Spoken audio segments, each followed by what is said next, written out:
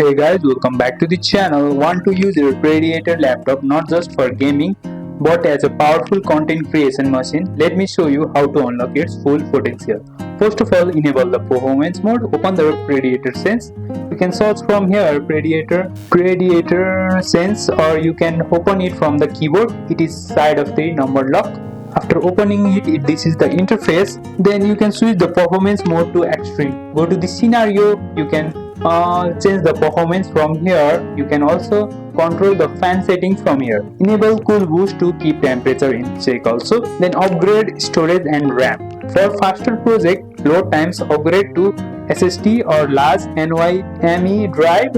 Add more RAM 16 to 32 GB for smooth multitasking.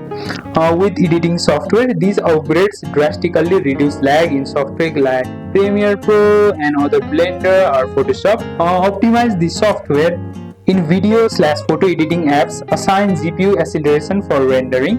Choose unnecessary background apps for free up CPU and RAM. Use proxy files for high resolution video editing to maintain smooth playback. Then multi-monitor setup. Connect an extra monitor for a larger workspace. Use display setting.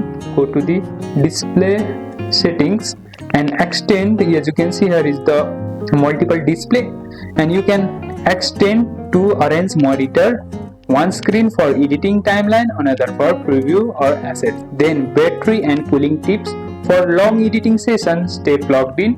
Keep cool boost on or fan speed onto max to avoid thermal throttling.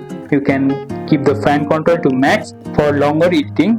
Optional, use a laptop stand for cooling pad for better airflow. And that's how you turn your Predator laptop into a content creation piece. Faster rendering, smoother editing, and zero thermal throttling. Like, subscribe and share for more power tips, and I'll see you in the next one.